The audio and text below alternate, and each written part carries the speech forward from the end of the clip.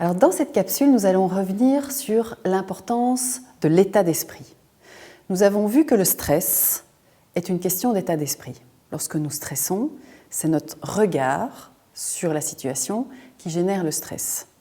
Nous avons déjà fait pas mal d'exercices pour changer le regard, donc changer l'état d'esprit. Ce que je vous propose dans cette capsule, c'est de voir en détail qu'est-ce qui caractérise l'état d'esprit stressable et l'état d'esprit qui nous amène la sérénité et le calme. Prenons un exemple qui est en général pas très agréable, donc qui génère du stress, c'est un supérieur critique. Alors la première caractéristique de ce qu'on appelle l'état d'esprit stressable, on va également l'appeler l'état d'esprit automatique. La première caractéristique, donc, c'est la routine. Quand on est dans l'état d'esprit automatique, on adore le connu. Si je reviens à mon exemple, d'habitude, mon supérieur m'encourage et ne me critique pas. Alors que dans l'état d'esprit du mode adaptatif, donc qui génère la sérénité, là, je suis beaucoup plus curieuse et beaucoup plus ouverte. Et je me dis, ok, pourquoi pas, qu'est-ce que ça me fait ?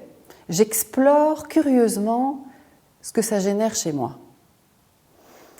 La deuxième caractéristique, quand je suis dans le mode automatique, eh bien je suis dans le refus, c'est-à-dire que je ne veux pas que ce qui se passe. Par rapport au supérieur critique, je ne veux pas que mon supérieur me critique. Dès qu'on change d'état d'esprit, on passe dans l'acceptation. Ok, je ne veux peut-être pas que mon supérieur me critique, mais il me critique. Donc la sagesse, c'est être lucide, c'est regarder les choses telles qu'elles sont. Dans la troisième caractéristique, quand je suis dans le mode automatique, je suis dans une vision dichotomique du monde, ou une vision binaire. C'est-à-dire qu'il y a les supérieurs critiques et les supérieurs qui sont encourageants. Il n'y a rien entre les deux. Dès que je passe dans l'état d'esprit plus adaptatif, je vois qu'il y a toute une gamme de nuances entre le chef critique et le chef encourageant. La quatrième caractéristique, quand je suis dans l'état d'esprit automatique, j'ai plein de certitudes, plein de croyances. Un chef, ça encourage, ça ne peut pas critiquer, ça ne peut pas casser, il faut, c'est comme ça. Enfin, toutes nos croyances autour du rôle d'un supérieur. Dès que je passe dans l'état d'esprit adaptatif, eh bien, je peux remettre en question, en tout cas, toutes ces certitudes. C'est que c'est un point de vue, je suis beaucoup plus ouvert. Moi, j'ai l'impression qu'un supérieur, c'est plutôt quelqu'un qui est censé encourager. Mais voilà, ça c'est juste mon point de vue. Peut-être que la critique va me faire plus grandir que les encouragements. Donc je suis dans l'ouverture, l'humilité et le sens de la relativité. J'ai un point de vue parmi 7 milliards de points de vue. La cinquième caractéristique de l'état d'esprit automatique, c'est l'empirisme. C'est-à-dire que je suis orientée sur le résultat. Je veux que ça marche. Je veux obtenir le résultat de mon travail. Donc là, en l'occurrence, je veux plutôt obtenir une gommette, une promotion ou un bonus plutôt qu'une critique. Et je stresse parce que ce que je voulais obtenir, je ne l'obtiens pas. Dès que je passe dans l'état d'esprit adaptatif, eh bien, j'essaye de réfléchir, de dire tiens, comment ça se fait que moi qui croyais avoir bien travaillé et donc obtenir le résultat souhaité, eh bien, à la place, je suis critiquée par mon supérieur. Comment ça se fait qu'il fait ça ? Quelles sont les causes des effets ? Qu'est-ce qui explique son comportement ? Donc là, je suis vraiment dans une réflexion logique.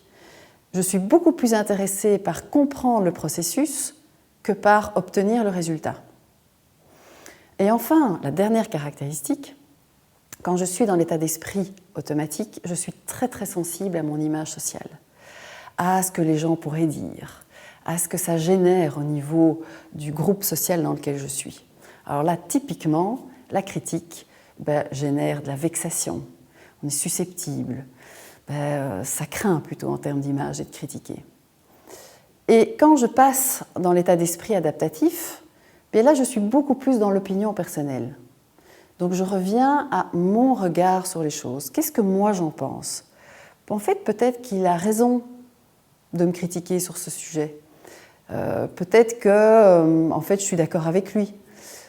Et je prends en tout cas une certaine distance par rapport au jugement et à la critique sociale des autres. En fait, un jugement, ce n'est qu'un feedback. Une critique, ce n'est que l'expression d'une opinion. Rien de plus.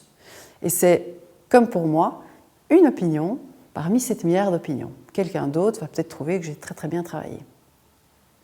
Alors maintenant qu'on a mis en évidence ces deux états d'esprit, vous voyez à quel point, lorsque je suis dans l'état d'esprit automatique, je suis stressable, fragile, pas toujours stressée, parce que si personne ne me sort de ma routine, qu'il n'y a pas d'obstacle sur ma route, que je suis dans le bon camp, que toutes mes certitudes sont validées, parce qu'on adore s'entourer des gens qui pensent comme nous, que tout ce que je fais marche et que j'obtienne le résultat voulu, et qu'en plus j'ai une reconnaissance sociale unanime, je suis très très bien, pas du tout stressée, mais vous sentez que je suis stressable, parce que le moindre petit grain de sable dans l'enrouage, et là je fais partir en stress.